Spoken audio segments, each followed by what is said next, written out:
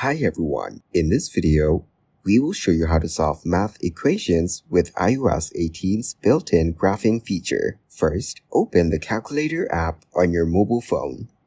Then tap on the three lines shown at the top. Now, you can select the PKR and KRW here. After that, go back and tap on the calculator icon shown at the bottom. In the next step, select the Math Notes option shown here. Here, open a new folder of notes and type any equation. Next, you have to add the equal sign after the equation. Then it will give you the option to insert the graph. Now tap on it and you can see the solution in the graph.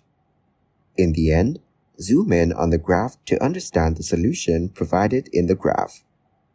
Thanks for watching.